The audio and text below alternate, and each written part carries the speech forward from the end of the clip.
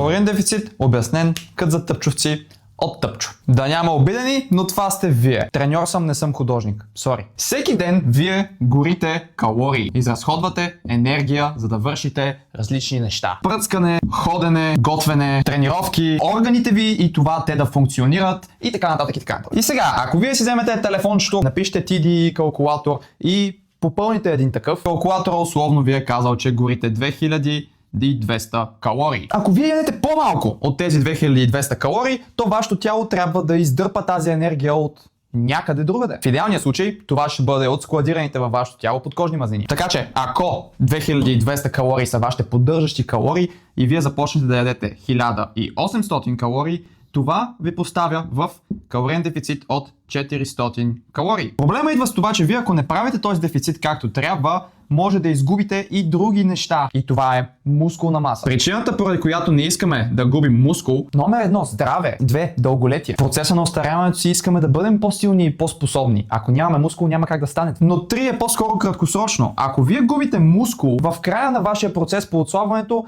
вие ще изглеждате по-зле, отколкото в началото. Или това, което аз обичам да казвам, турбас лайна. Ако просто се фокусирате върху това да ядете по-малко калории, то вашето тяло си каже, добре, аз нямам някаква инициатива да се придържам към този мускул, затова заеби. И резултатът от това ще бъде условно забавен метаболизъм. Вау, страшна думичка! Та сега идва и вече въпроса, на който всички си задаваме. Добре, как да кажа на тялото си, аз ям толкова, но искам дефицита да бъде попълнен от мазнините, които имам, защото искам да запазя мускулната си маса. И това се случва чрез, познахте, тренировки с тежести. И тук дори не става въпрос за 7 дни в седмицата по 2 часа тежести и така нататък. 3 дни по час, час и малко, цяло тяло, всяка една тренировка е идеално. А добре, какво трябва да ядем в такъв случай, за да сме сигурни, че това, което правим в залата, има смисъл от него? Протеин. Протеина ще предостави нужните на нашето тяло аминокиселини, за да поддържа настоящата мускулна маса, която имаме, и да подпомага изграждането на нова такава. Това ще направи така, че да изглеждате по-стегнати, по-изчистени. И също нещо, което много хора подценяват за протеина, е, че той има най-висок термичен ефект, което означава, че от всеки един макронутриент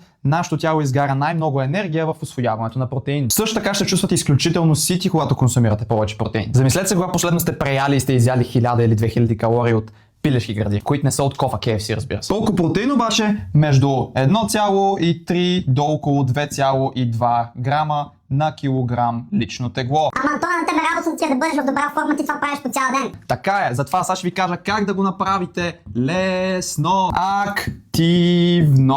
Изключително лесен начин, по който да поддържате активността си висока, е просто като си поставите една цел за деня от крачки, които да правите 8 до 10 хиляди. По този начин няма да се налага да правите тонове кардио на пътеки, на стълби, на всякакви други глупости, да правите някакви хит тренировки и тем подобни други изпълнения. Другият начин да ви е лесно е като не правите глупости. Какво значи това? Не правете някакъв екстремен дефицит от 1000 калории. Защото ако беше толкова лесно да се спазва такъв агресивен дефицит, дали нямаше всички да го правим? Дали нямаше всички да са във форма? Дали щях да работя на каста в Lidl, защото нямах работа?